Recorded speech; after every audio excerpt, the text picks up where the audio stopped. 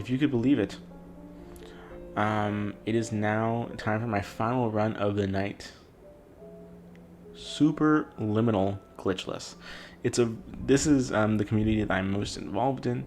Glitchless is our most popular category. We get new people in this category, in this speedrun, every week, and you could be one of them. We're currently in the process of a glitchless tournament that I'm the lead organizer for, and yeah, if you want to be part of the process or you want to participate in some of the other events that we're going to plan, I highly recommend joining the Discord and getting this game. It's very beginner friendly, and I'll explain some of the stuff about the glitchless speedrun as we're going on. So yeah, that is enough rambling from me. Timing does not begin when we go into the first level. There's 9 levels total. Rather, it'll begin when we walk through this first door. Oop, I accidentally pressed the wrong thing. Professional. I'm very professional. But thankfully, loading isn't that bad. We're going to go to gameplay settings. We're going to turn on the speedrun timer because we go on in-game time for 2 particular reasons. But after that, we're just going to sign the terms of service for good luck, and then we're going to start. So timing will begin in 3, 2, 1, go. So with Superliminal, the entire gimmick behind it is that perception is reality. Now, what exactly does that mean per se? What it means is that we are going, however big or however small an object looks, is however bigger it actually or small an object actually is. So we're going to be able to resize objects, purposefully make them bigger or smaller in order to cleverly solve puzzles and also perform particular skips.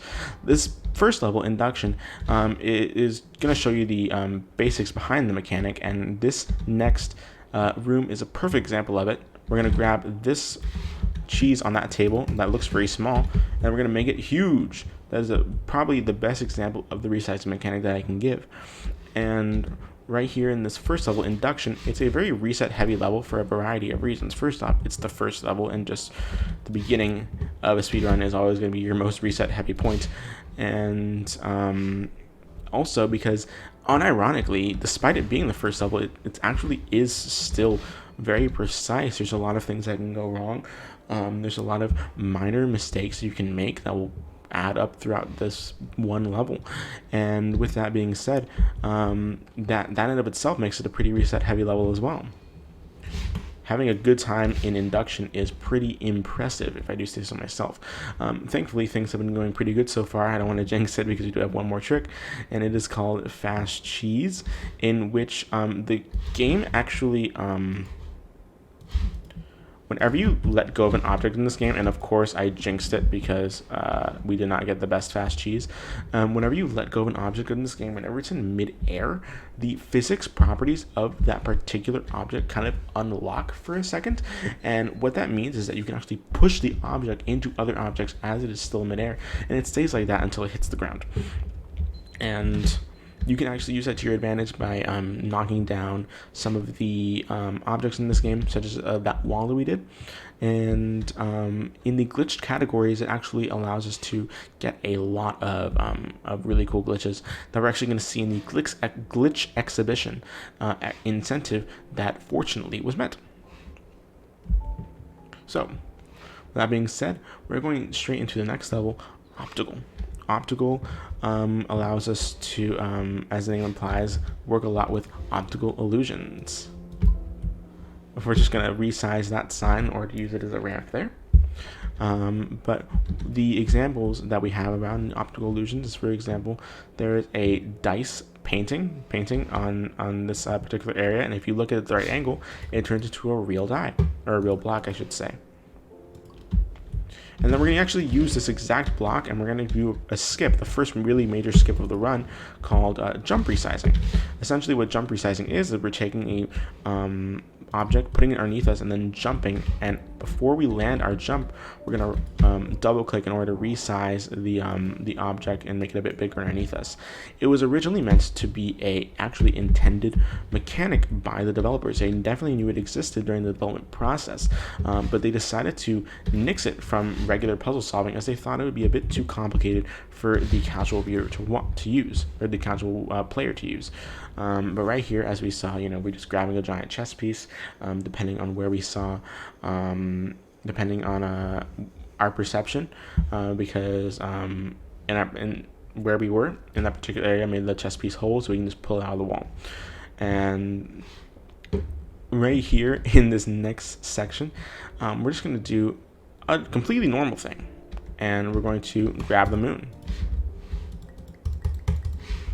and then we're going to resize that exit sign that we found on the moon, and in order to make it into this end hallway, depending on how big or how small you made that door is how big or how small the hallway will be, or how big or how small you will be as well. And the smaller you are, the slower you move, but you don't want to make it too big so as you can't fit through the other end. And that's a pretty simplistic explanation that I'm getting a bit more in-depth into in a later level called Dollhouse. But this next level is Cubism. As the name implies, that's all about to do with cubes. Ironically, though, the first puzzle in this game actually has nothing to do with cubes, or at least in the speedrun it doesn't, because there's a cube right here. We could use it to get onto this ledge, but why do that when we can just go through the pole? So in all the other cubes in this particular game, or in this particular level, are kind of like messing with your expectations, essentially. Like that first one was a half cube. The second cube, you thought you were going to pick it up, but it ended up picking up half the floor. Walking through this barrier right here, you think the cubes on the other side are going to be normal when they're all wonky. And what we did right there was we resized it to avoid a ledge grab. That's pretty much how optimized this level is, to the point where major time saves include like less than half a second stuff, in order to avoid as many ledge grabs as possible. This level is a pretty easy to learn level, but also really hard to master, especially with how optimized and how precise it's gotten. So right here, we're going to use the corner of this cube in order to get up to this next section.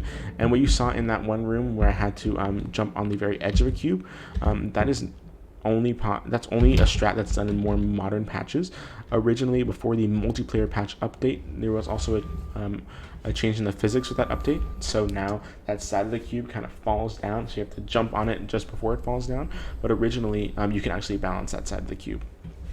And not have to worry about it. However, right here, that is the end of Cubism. We're going straight into Blackout. Blackout is a really, really good level casually in the speedrun. There's not a lot to say about it, but in a casual sense, Blackout is a game that kind of reverts a lot of people's expectations, because the game is trying to give you an ominous feeling throughout the level, as if something bad is going to happen, almost like the game is kind of like shifting into a horror game, like a psychological horror game, being trapped in a dream. However, you come to realize as you play throughout this level that that's not really the case. There's not a lot to be threatened by in this level, and the only reason that you find it scary is because you perceived it to be scary. And so it kind of turns the entire perception is reality narrative and puts it in a much more metaphorical sense. And you can see that throughout a lot of casual players run-throughs, where you will actively see them being frightened by what the game is telling them, what the game is showing them in these particular levels. But in reality, there's nothing to be afraid of. Nothing's going to hurt you. And so jumping up these stairs, you do lose a little bit of speed when you walk upstairs, so we're going to jump up these stairs, and you probably saw me jump across the pit. That was a light puzzle where if you saw down, you could see the bridge and where you needed to go, but if you already know where you're supposed to go, you can just jump across the bridge, no problem. We're going to walk backwards here to solve another light-based puzzle, or shadow-based puzzle, I should say, and thankfully we can jump up these handrails, get a bit more optimization in this run. And right here we're actually going to be doing a really interesting skip called Blind Maze, and it is exactly what it sounds like. We're going to go through a maze blind. Originally you're supposed to have a light source you bring through with you, into this maze in order to figure out where you're supposed to be going. However, if you turn your quality settings all the way down and then walk backwards into the maze, once you drop into the maze, you can see a small horizontal line of light that you can use as a reference for your movement, and that is how I personally do blind maze. Some people do it based off of their sound movements. I know a lot of console runners do that because the visual cue is really difficult to see on console depending on how the brightness of your monitor. But in a low light setting, much like the setting that I have in my room right now, it's pretty easy to perform. While it's theoretically faster to do it forward instead of backwards, only a very limited number of people do that. But right here, we're going to go straight into... Sorry if you heard that. We're going to go straight into the end of Blackout, and you saw that all of the blood that we saw on the floor was actually just red paint, and there was nothing to be afraid of at all. And the cafeteria was serving beans. Any bean lovers in chat? So, right now we're going to go straight into Clone. Clone. Ironically, the first level in Clone doesn't involve cloning anything, but as the name implies, we will be cloning objects. If we're going to change the music a bit, just because I feel like it. But right here, we are going to be cloning an object, and you can use these particular objects as stairs. The rules of cloning objects kind of are really arbitrary in the way that they change sometimes, because those first ones you can grab onto, you can just clone them, but this one you can grab onto, and once you let go of it, it'll clone. Oh, we're going to use that alarm clock as a ramp. Thankfully, we didn't need to do the backup one, but I did fall down a bit. We get a little bit of a smiley face in our cursor now. Our crosshair is a little smiley face. Look at that. Like, you can grab onto it, and then upon grabbing onto it, it will upon grabbing onto it, you can still move it around and it'll clone itself. But in levels like the door puzzle or the red apple room, in this one, you can only clone it, you can't grab onto it. And this particular room is the bane of everyone's existence casually, because a lot of people don't realize that the cloning mechanic is always based on perspective. And so if you were to line up the apple as if it were to be on top of the green button and then clone it, it will immediately open the door. And a lot of people spend 32 minutes on that room, or they spend like 2 hours on that room. And once they realize what the answer is, they realize they've been overthinking it all, and that it's incredibly simple. But that is pretty much all there is to say about clone. You probably saw in that last room that I managed to right click and hold in order to bring all the cloned objects back to their original form, and during that section there is no collision upon those objects, and so you can just go straight through them. So yeah, that is Clone.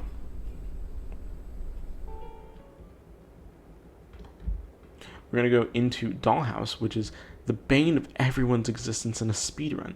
No one likes this level in a speedrun because it's the most inconsistent to work with. Right here, we're going to go backwards instead of forwards. You don't want to go to the right.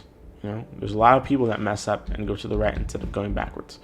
But we're going to go straight into Dollhouse, and the reason that's inconsistent is because it works more with that particular mechanic that I mentioned earlier about resizing portals, because not only are you resizing the portal that you walk through, but you're also resizing yourself. And so a good example of that is this next room right here. We're going to create this dollhouse. We're going to put it at a particular size in order to make it big enough so we can walk through it, but small enough so that we're not too particularly small. As a matter of fact, I probably could have made this a bit smaller and still been safe. But right here, we're going to have particular lineups here so we can easily and safely go through this next door. And it's really a risk-reward scenario when it comes to resizing some of these dollhouses. For example, you don't want it to be too big because then you're too small and you're going to walk really slowly. However, you don't want to be too small because otherwise you won't be able to fit through the other door. And sometimes the worst thing that can happen is that you go into a, first off, that's radio skip, the most important skip of the run. You go into a portal at a weird angle and then you can't enter and exit either side, and you have to reset checkpoint. Right here, we're going to grab this fan. I always like to duck down for whatever reason, my goodness. And we're going to resize that fan or to grab the Jenga tower right here. And then we're going to resize this window and just walk straight through it. Perfect. It's actually not that bad. So this next area, we get to go to this bouncy castle. We're going to grab it from really far away and then progressively resize as we get bigger throughout this next section. We're going to make sure that the top of that area that we're going to jump onto is lined up with this particular line right here in the background, so we can easily get into it. And then we're going to resize this bouncy castle in order to go up into this section with ease. And then we're going to go to this keyhole room, and we're going to drop this portal as it's falling. We're going to walk through it and go through the keyhole. We love to see it. And then we're going to go straight through here.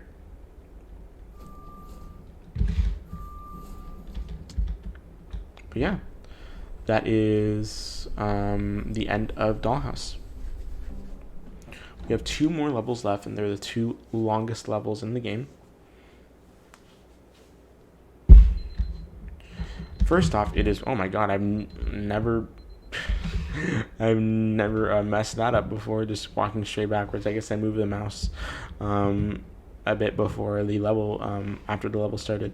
Right here, you're probably going to see me do what looks like senseless parkour, but it's not senseless. It does have a purpose. I'm not sure if I got that first skip, but essentially, there are 5 audio triggers scattered throughout this level. We have found a way to skip 2 of them by simply jumping over them. Unfortunately, I didn't get the first one, but this second one is actually pretty easy. So we're just going to get this one instead.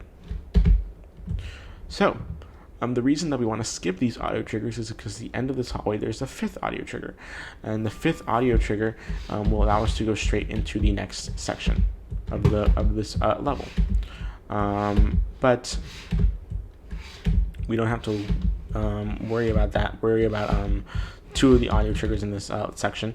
We've technically found a way to skip 3 of them. Only skipping 2 of them actually saves any time. And then, boom, let's go. All right. And in this next section, you're going to see me lining myself up with particular visual cues along the wall. And then, so that I can just spam click and then immediately touch the alarm clock as we get transported back, like so. A quick turnaround here. We're going to grab this alarm clock to be transported back to the room, and then we're going to do a frame perfect trick. Get it? Because we went perfectly through the frame. But I'll be here for the next 30 minutes because we have something to do after this, which is the Glitz exhibition. But anyway, we're not 30 minutes, less than that. It's whatever. So what we have here is a level that kind of reverts your expectations a lot. And what it likes to do is make sure that you are just always on your toes. And it actually has one of the really harder levels to do. And what we saw in that last room was like a door that I grabbed early, because the earlier you grab it, the earlier that I can walk through the floor. And right here, we're just going to resize that door and, fall through the floor naturally, as one would. Get a little bit of a souvenir with us. I'm going to walk straight back.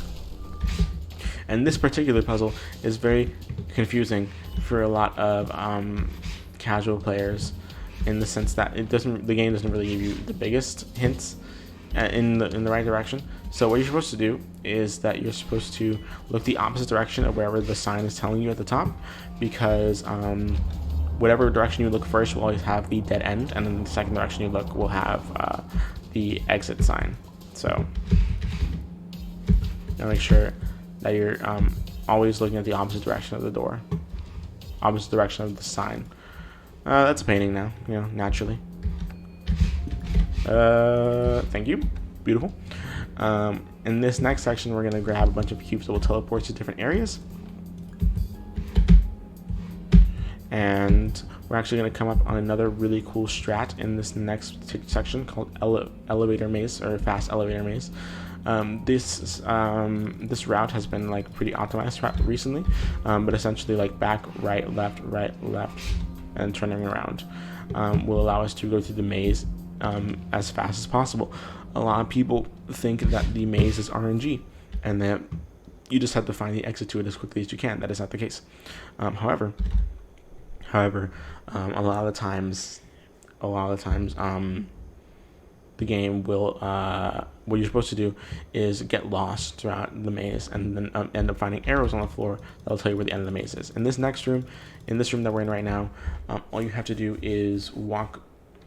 Once you're in the parking lot, you're going to walk to the corners of where the walls will appear, and then once the walls appear, the room in the center will appear, and then you can just enter the next level and then create a paradox like we did. What we did right there was we just put a portal into itself, and by doing that, we actually can create a paradox and essentially break all of time and space. Very nice music here to accompany it as well. I hope that when I ever break time and space, that this is the music that accompanies it. But anyway, white space is the final level of this section. There is not a lot to say about white space, as it is mostly just walking, admittedly, with 2 really good skips at the end. This is a time that I'd just like to reiterate. If you are looking for a beginner-friendly run, this is it. This is really good. A run to grind your teeth into. And one thing that I actually can explain here about this particular strat is we're going to reset the checkpoint right now. And the reason that I reset the checkpoint is because the portals that lead you to the different parts of the levels of this particular level are a bit screwed up in the way that, and what I mean by that is that you're supposed to be size 1. That is the default size for your character. However, the portals aren't exactly perfect in their size, and so the portals, upon going through that particular section, will be putting you at size 9.08 or 9.98, and then 9.99, and then 1.01 progressively as you go throughout the level. It'll constantly make you bigger. However, imagine if you started that process at size 1, and so you're progressively get ever so slightly bigger than you normally would throughout the rest of the level. And the bigger you are, the faster you move. And so the faster you move, you can just naturally get through there with with a bit of more speed and save a free 2 seconds, which for a game as optimized as this is pretty good. And you can actually see in the practice mod the exact sizes of each player. So I'd recommend downloading that as well if you're considering running the game. We're going to grab Windows 11 right here, and we're going to use that exact box as a platform.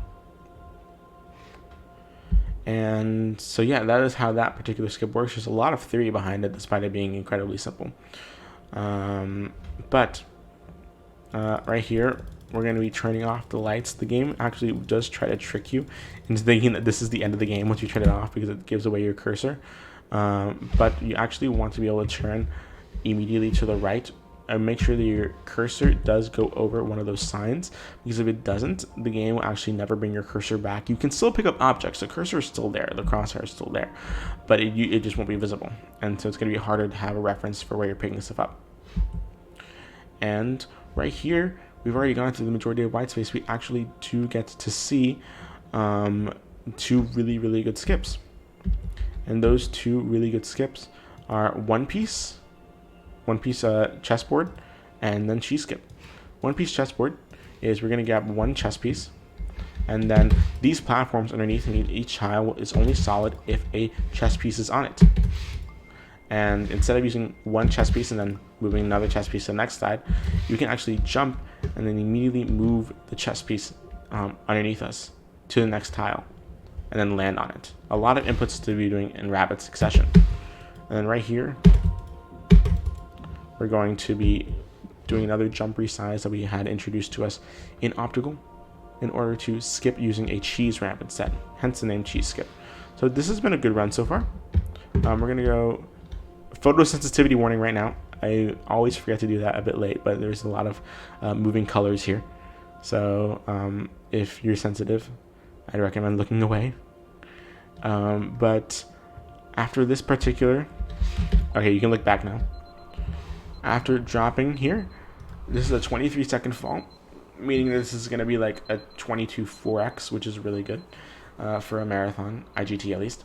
And then after that, we're just going to go straight into a loading screen. At the other side of the loading screen is I'm going to hit an alarm clock, and when I hit that alarm clock, it is time. So that is 3, 2, 1, and time. 22:48.1. I expected that loading screen to be a bit longer, but thankfully that was still a pretty good run. Not any major mistakes happened. Just overall, just pretty good stuff.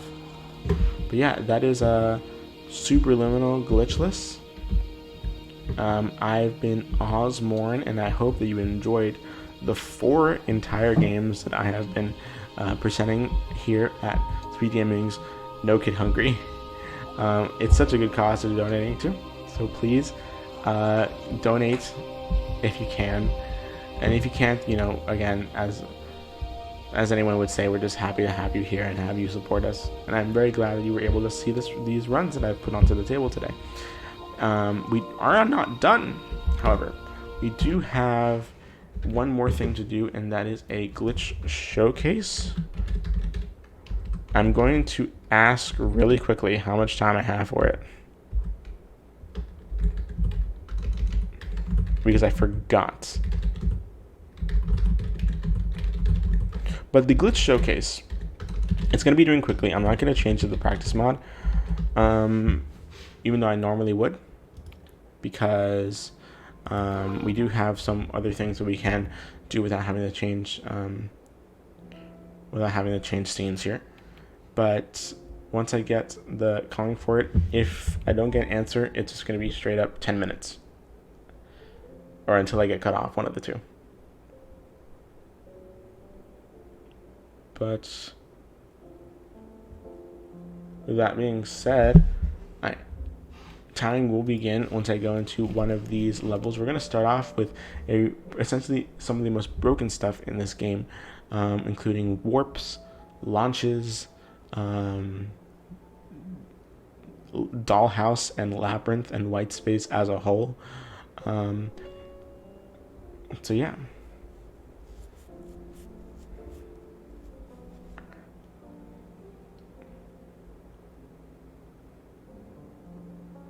Okay, so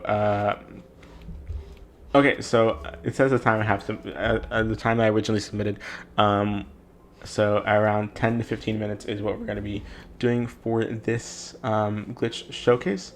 I wasn't sure if they changed it or not, but we do have around 15 minutes to show this off. So we're going to take our sweet time with it. With that being said, timing will begin once we get to once we open up optical, and we're going to start with the most broken thing in this game. And I'm actually going to close splits because I don't want the auto splitter to get into the way. But time will begin in 3, 2, 1, go. So the first thing that we want to do is actually show off what a warp is. Warps are only allowed in the any percent category.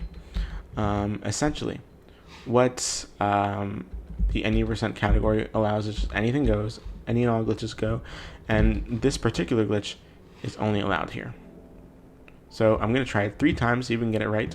But essentially, what we're doing is we're creating an object and making it so big that it becomes larger than us, and we're going to turn it into ourselves. Oop, okay. That was a bad setup, but that was also a really weird thing.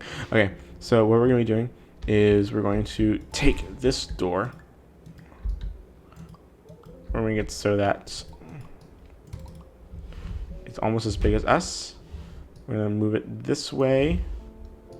Then we're going to make it so big and essentially turn it into ourselves that it becomes bigger than the level itself. And then once we do that, it'll transport us to what feels like a particularly random direction. It's a level, it's one of these glitches that's like so precise that it essentially feels random. We're going to try it one more time, because if you do it correctly, if you do it really well,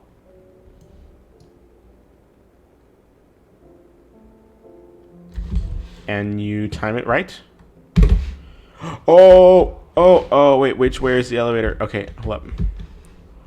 Oh, you can actually finish the level. Like that. Boom. That's how you do it. That's how you do a warp. That's great. That's beautiful.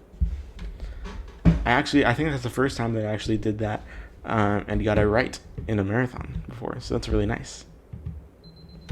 And now we're going to be showing off some less broken stuff, but stuff that still looks really cool.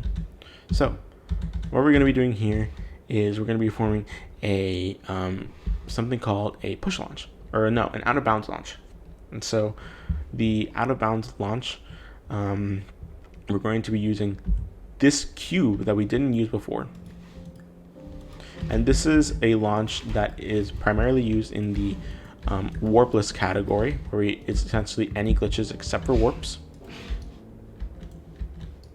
And we're going to make this as big as we can, to the point where there's essentially no space between us and the ceiling, us and the object, and there's no space between the object and the ceiling. Okay, if the object would cooperate, of course that is. We're gonna see how this works. Perfect, like that. And so if there's no space between the object and us, and there's no space between the object and the ceiling, the game really doesn't like it when you and an object take up the same space. That's like I said during Antichamber. And when that happens, the game will actually launch you out of bounds and keep the item there. And when it does that, it will actually launch you way out of bounds, depending on how big the object was, or how you timed it, or anything like that, or how you timed your jump. It will launch you a particular distance, and also based on how your FPS is set up, the higher your FPS is, the higher launch you get.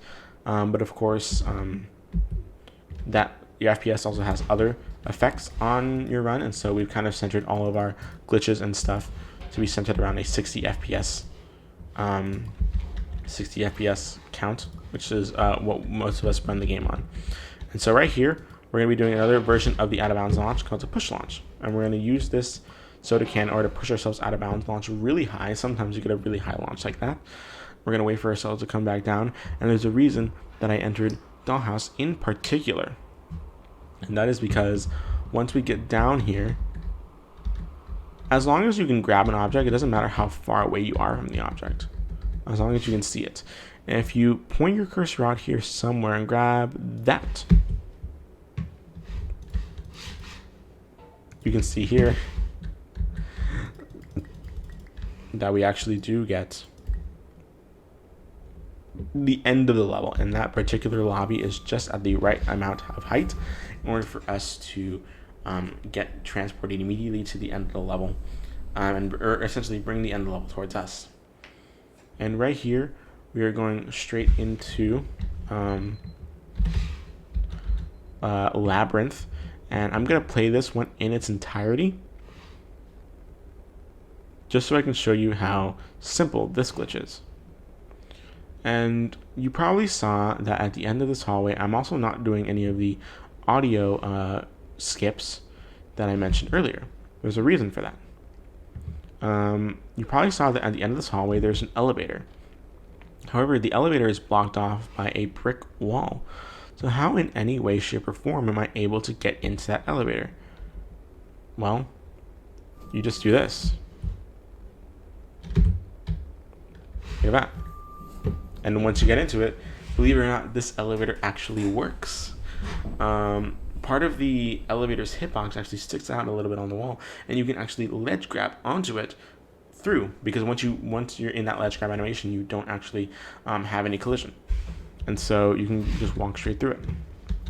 And right here in white space, we're actually going to be showing a really good amount of glitches I'm going to be showing off a lot of the stuff that's used in the all collectible speedrun. First off, we're going to make it so that this clinic goes out of bounds, like that. Oop, I made myself a bit too big. That's fine, we have time to start again and retry.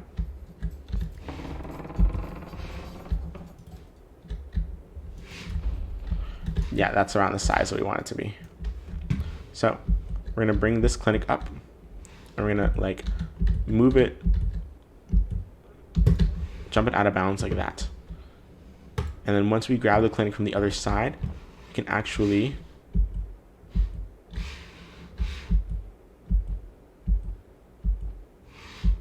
oh, here it is, here it is, here it is, here it is.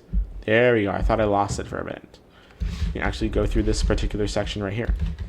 And you can grab this blueprint right here that is a collectible that we find in the game. And Thunderstorm. Without the music, it's more just annoying, really. But the reason that particular glitch works and I'm back to normal size now, is that during the paradox sequence that you find at the beginning of the level, the game, it actually purposefully makes it so that you can't soft lock yourself. And so whenever you put that clinic into that portal, it will bring you back to size 1. And that actually applies to any portal in the entire game. And we're going to see that again here. For example, we're going to jump onto this ladder. We're going to put the clinic out of bounds again. And and right above this particular section is actually the end of the level, if you can believe it or not.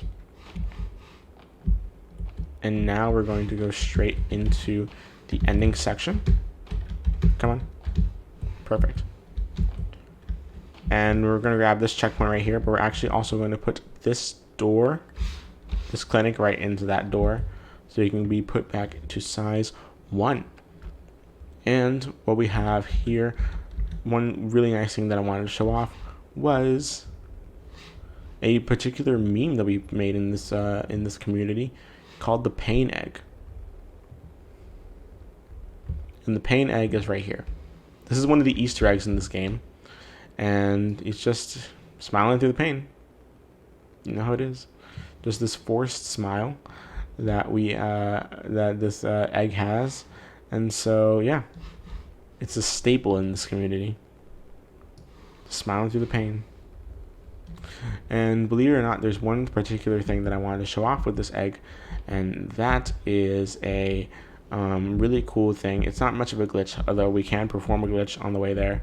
And if you were to ledge grab onto this particular object, onto this particular thing, here is a constellation room, but you can ledge grab onto the hallway of the constellation room, go straight into it, and actually go out of bounds into this giant entire thing is a circle that goes in both directions, or a sphere.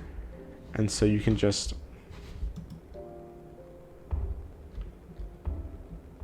go underneath it. And this egg glows in the dark. You can make it really big, go on the top plane, or you can bring it onto the bottom plane with you, however you want it. But yeah, that is really cool. I'm going to take a screenshot of that. Perfect. Alright, but we're going to reset checkpoint one more time, and then we're going to finish this off by doing a really cool thing. In the warpless speedrun, you start with a chess piece launch, and now we're going to do another chess piece launch right here. Again, it's the same concept of making there no room between you or the ceiling, or you or the object, and no space between the object and you. And after launching out of bounds in this particular section, you can probably see that in the level geometry, the ending to the level is right here. This red area is where the alarm clock is supposed to be, and so if you just walk through it, you can hit the end level trigger. The fade out should start soon. Soon enough? Question mark? Yeah. There's the fade out and the turning. 8 o'clock, And now time will end right now. 1118.7. That's a good amount of glitches that we showed off. I didn't show off every glitch because a lot of them will require me to go into the practice mod, and we didn't really have time to set that up today. And so I am Ozmourn, and this has been me talking for over 3 hours. So I hope that you guys have enjoyed my time here. I know I have. But yeah, that is enough for me for now. And I hope that this next runner, Best Chain, is going to have an amazing time. And if you were interested in any of the games that I checked out, please look up on monstergame.com. That's Ape Out, Light Matter, Superliminal, Antichamber, all for really cheap prices on Steam, or on any other site, GOG. I'm pretty sure they're not them on GOG. This lamp is about to fall down. Okay. But yeah, that's all from me, really. And I hope that you guys have a wonderful night with the rest of the No Get Hungry Marathon. But for real, that is thank you so much for having me. Look us up on speedrun.com. Join the Discords for other games that I showed up. I really want more people to run these games. They're always amazing to see. So yeah, that is enough for me. I'm sure you are tired of hearing me talk just as much as I am getting a bit tired of talking. So again, good luck to the rest of the runners. Hope you all enjoy the rest of the marathon. I'll see you guys around. Thank you so much again.